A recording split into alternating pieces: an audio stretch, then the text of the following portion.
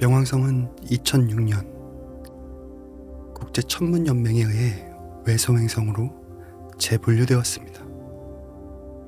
행성에서 외소행성으로 이름 하나가 바뀌었을 뿐인데 많은 사람들이 무언가를 잃은 것처럼 느꼈죠. 하지만 명왕성은 그날도 평소와 똑같이 자기 자리에서 조용히 돌고 있었습니다.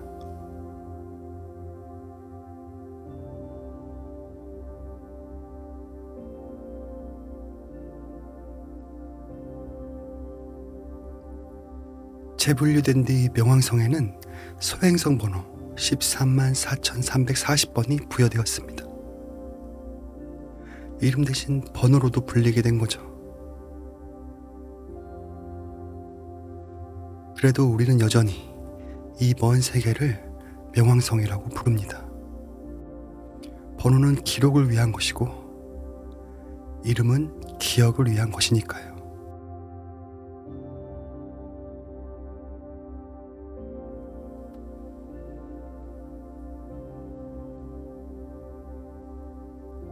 명왕성은 1930년 미국의 젊은 천문학자 클라이드 톰보가 발견했습니다. 며칠 간격으로 찍은 밤하늘 사진 2장을 번갈아 비추며 아주 조금 움직인 점 하나를 찾아낸 거예요. 24살의 청년의 눈이 수만 개의 별 속에서 그 미세한 움직임을 놓치지 않았습니다.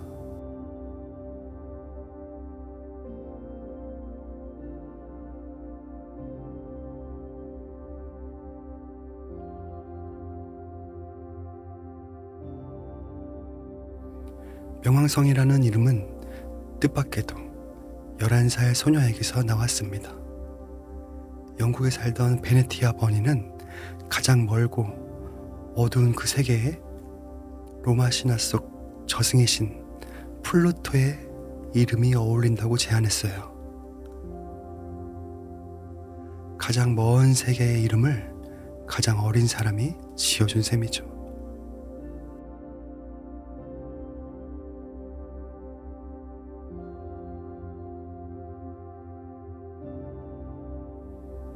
태양에서 명왕성까지의 평균 거리는 약 59억 킬로미터입니다. 지구와 태양 사이의 거리 약 40배에 달해요. 그곳에서 보는 태양은 우리를 데우는 따뜻한 해가 아니라 그저 유난히 밝은 별 하나에 가깝습니다.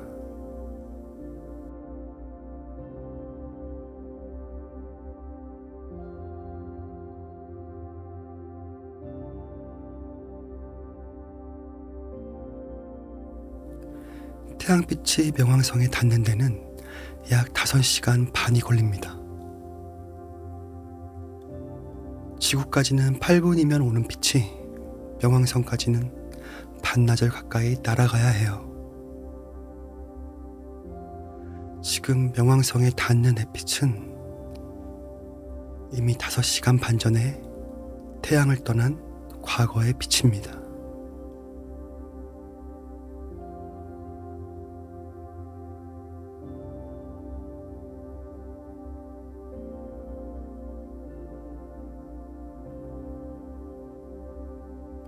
명왕성의 지름은 약 2377km.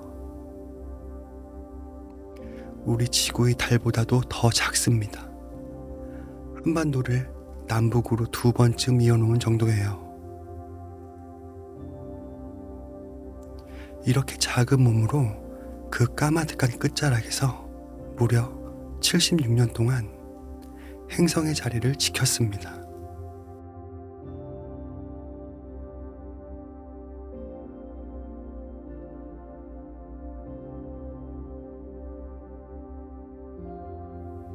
명왕성이 태양을 한 바퀴 도는 데는 약 248년이 걸립니다.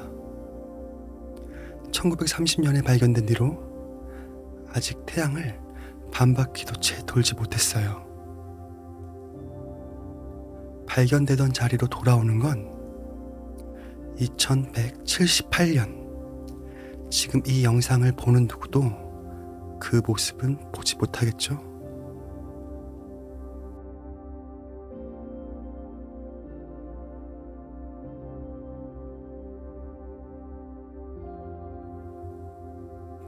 명왕성의 하루는 지구 기준으로 약 6.4일입니다. 해가 한 번 뜨고 지는데 우리의 일주일 가까운 시간이 흐르는 거죠. 한 해는 까마득히 길고 하루조차 엿새가 넘게 이어지는 아주 느린 시간의 세계입니다.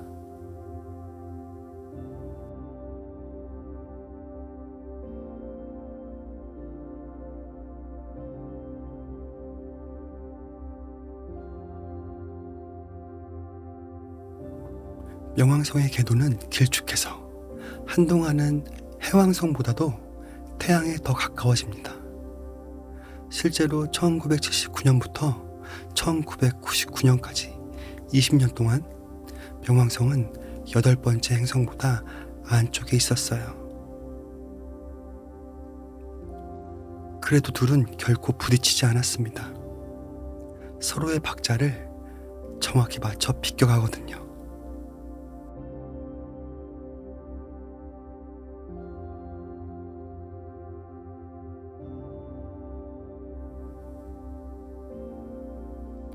명왕성은 자전축이 약 120도나 기울어 거의 누운 채로 돕니다. 똑바로 서서 도는 지구와 달리 옆으로 누워 누듯이 돌아요. 도는 방향마저 거꾸로라 명왕성에는 극지방이 태양을 정면으로 바라보는 이상한 계절이 찾아옵니다.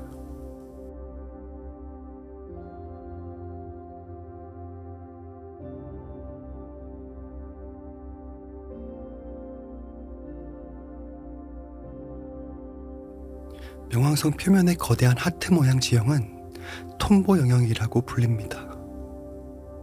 2015년 탐사선이 보내온 첫 선명한 사진 속에서 이 차갑고 어두운 세계는 밝은 하트 하나를 가슴에 품고 있었어요.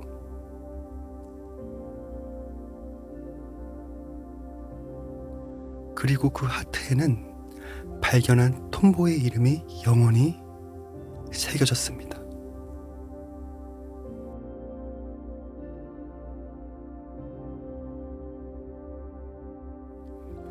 그런데 이 하트는 그저 무늬가 아니었습니다.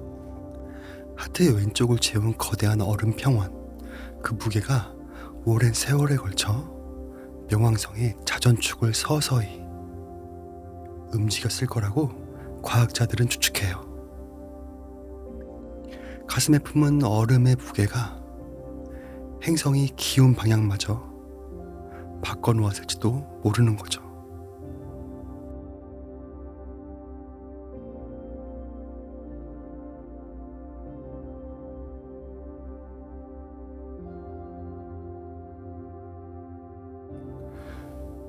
하트의 왼쪽 절반은 질소 얼음으로 된 거대한 빙하, 스푸트니크 평원입니다. 이 얼음은 멈춰 있는 게 아니라 아래에서 올라오는 희미한 열에 아주 천천히 뒤집히며 흐르고 있어요. 얼어붙은 줄 알았던 세계의 심장이 사실은 느리게 뛰고 있는 겁니다.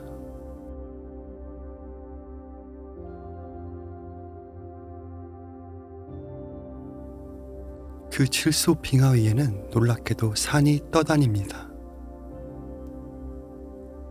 물 얼음으로 된 언덕들이 더 무거운 질소 얼음 위를 빙산처럼 천천히 흘러다니는 거예요.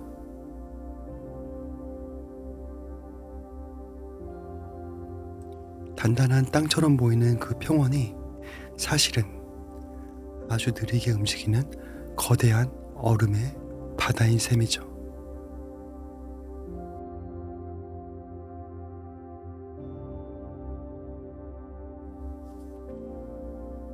명왕성 표면의 붉은 갈색은 톨린이라는 유기 화합물 때문입니다.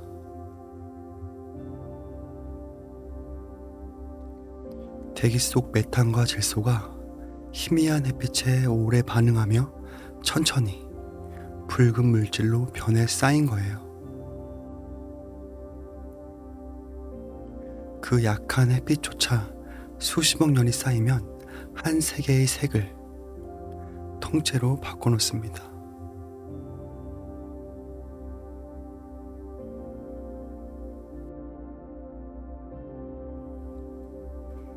명왕성의 표면은 질소와 메탄, 일산화탄소 얼음으로 덮여 있습니다. 지구에서는 공기 중을 떠다니는 기체인 것들이 그 극한의 추위 속에서는 단단한 땅이 되어 있어요. 우리가 들이마시는 공기가 그곳에서는 발밑의 얼음인 거죠.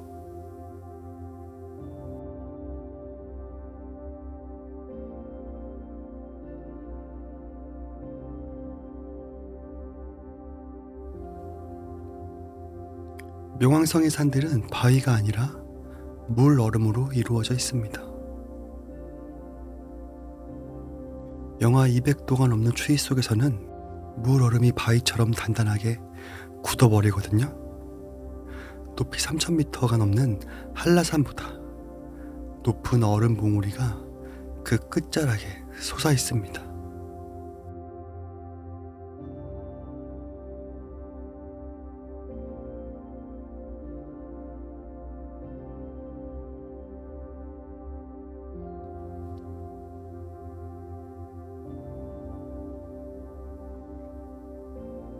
명왕성의 어떤 곳에는 칼날처럼 날카로운 능선이 숲을 이루고 있습니다. 수백 미터 높이의 메탄 얼음이 빽빽하게 하늘을 향해 솟아있는 거예요. 지구의 높은 산에서도 비슷한 얼음 칼날이 생기지만 명왕성의 것은 비교할 수 없이 거대합니다.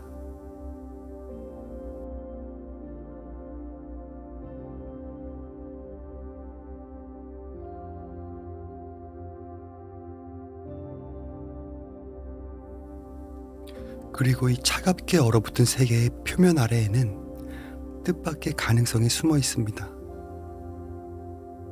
두꺼운 얼음층 밑에 액체물의 바다가 아직 흐르고 있을지도 모른다는 거예요. 태양에서 가장 먼 이 작은 세계가 어쩌면 속으로는 따뜻한 바다를 품고 있을지도 모릅니다.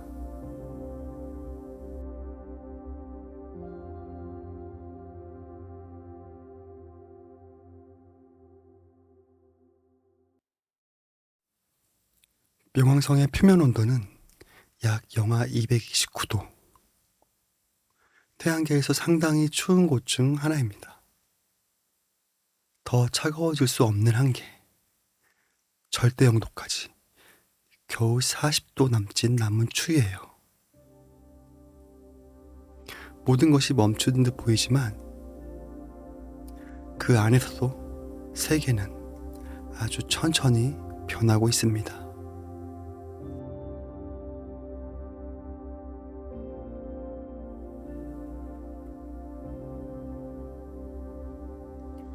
명왕성에는 질소를 주성분으로 한 아주 희박한 대기가 있습니다. 태양에 가까워지면 얼음이 기체가 되어 대기가 부풀고 멀어지면 다시 얼어붙어 땅으로 내려앉아요. 숨을 들이쉬었다 내쉬었다 248년을 주기로 천천히 호흡하는 셈이죠.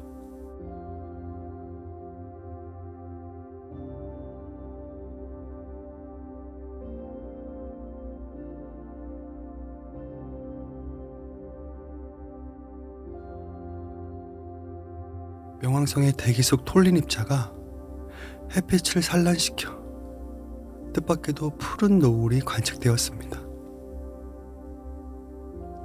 탐사선이 뒤돌아 역광으로 찍은 사진 속에서 행성의 가장자리가 푸른 빛으로 빛나고 있었어요. 가장 어두운 끝자락에도 하늘이 푸르게 물드는 순간이 있는 겁니다.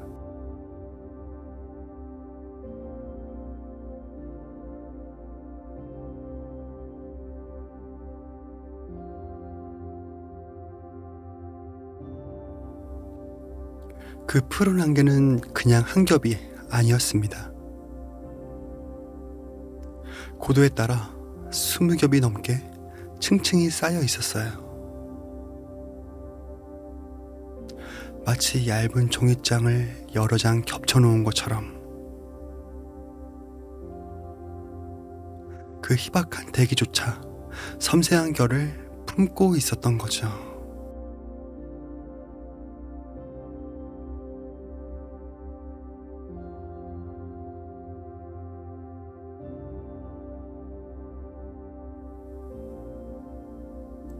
명왕성의 표면 중력은 지구의 약 6%에 불과합니다.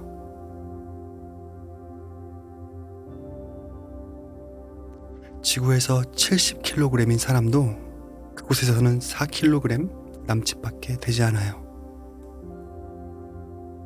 가볍게 뛰어오르면 한참을 천천히 떠 있다가 비로소 내려옵니다. 모든 움직임이 느린 꿈처럼 흐르는 곳이죠.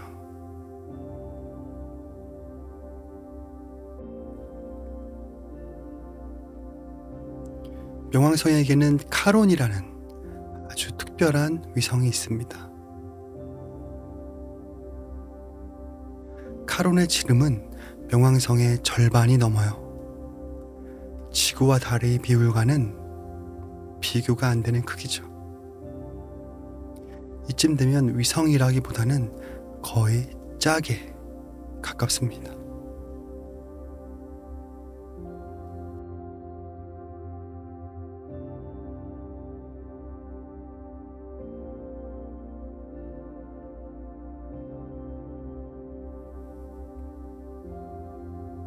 위성 카론의 북극은 유난히 붉은 빛을 띱니다. 놀랍게도 그 붉은 물질은 카론의 것이 아니에요. 명왕성을 빠져나간 대기가 먼 우주를 건너 카론의 차가운 극지방에 내려앉아 천천히 물든 거죠. 두 세계가 보이지 않게 서로를 물들이고 있는 겁니다.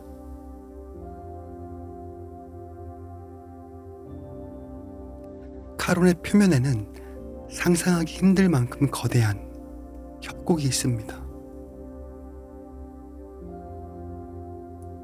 지구의 그랜드 캐니언을 훨씬 능가하는 깊이와 길이에요.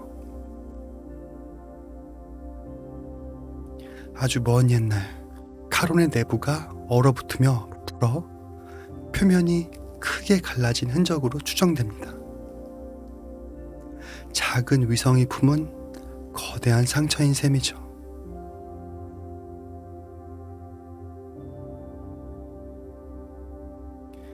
명왕성과 카론은 둘 사이 허공의 한 점을 중심으로 서로를 돕니다. 그 무게중심이 명왕성 바깥에 있어서 어느 한쪽이 중심이 아니라 두 세계가 함께 도는 거예요. 그래서 이 둘을 천문학자들은 이중천체라 부르기도 합니다.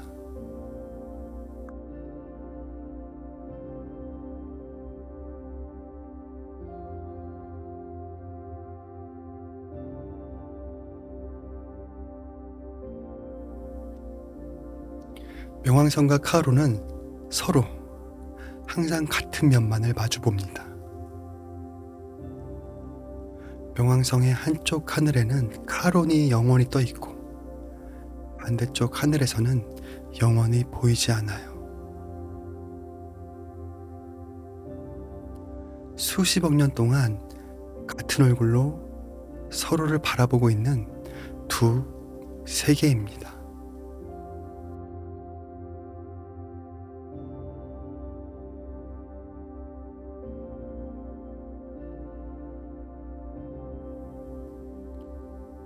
명왕성에는 카론을 포함해 5개의 위성이 있습니다. 카론, 스틱스, 닉스, 케르베로스, 히드라. 모두 그리스 신화 속 저승과 어둠에 관련된 이름들이에요. 저승의 신에게서 이름을 받은 이 세계는 그 곁에도 어둠의 동행들을 두고 있는 거죠.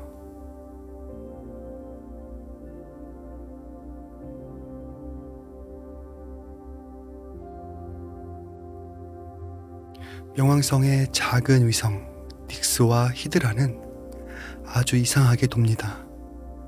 자전이 불규칙해서 빙글빙글 제멋대로 굴러요. 만약 그 위에 서 있다면 내일 해가 어느 방향에서 뜰지 아무도 예측할 수 없습니다. 질서 너머의 혼돈을 품은 작은 세계들이죠.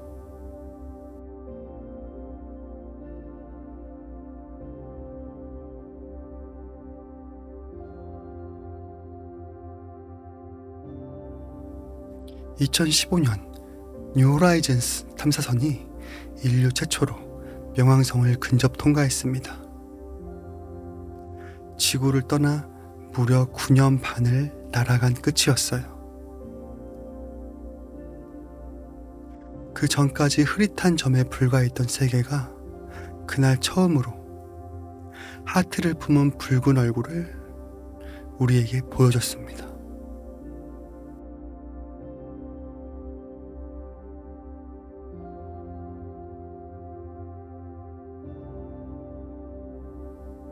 뉴 호라이즌스는 초속 약 14km라는 엄청난 속도로 명왕성 곁을 스쳐갔습니다.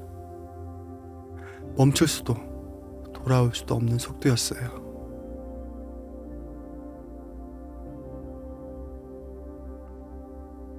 (9년 반을) 날아가서 가장 가까이 머문 시간은 단 하루. 그 하루의 기록을 지구로 다 보내는 데에만 1년이 넘게 걸렸습니다.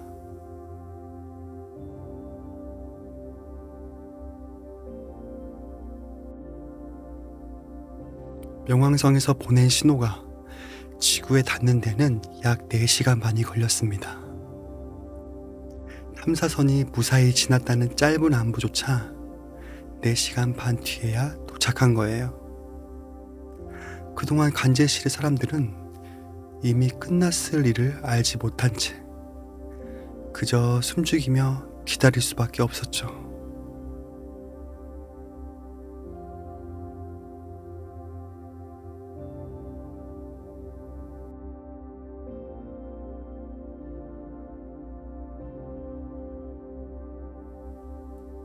명왕성은 해왕성 너머 얼음 천체들이 모인 카이퍼 벨트 속에 있습니다.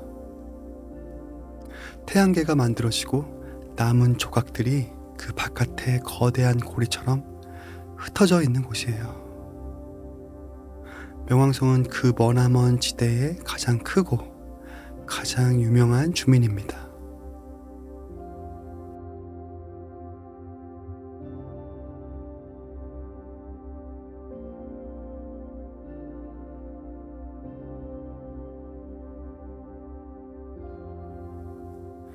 명왕성이 행성에서 빠진 이유는 자기 궤도 주변을 정리하지 못했기 때문입니다. 행성이 되려면 자기 길 위에 다른 천체들을 끌어당기거나 밀어내야 하거든요. 명왕성은 그러지 않고 수많은 이웃들과 그 길을 나눠 쓰는 쪽을 택했을 뿐이에요. 기준에서 빠졌을 뿐 잘못한 건 아무것도 없었죠.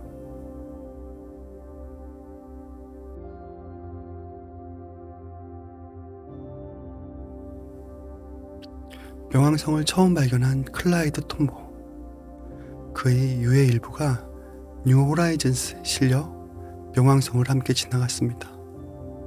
1997년 세상을 떠난 그는 작은 캡슐에 담겨 자신이 평생 그리워한 세계를 마침내 만나러 갔어요.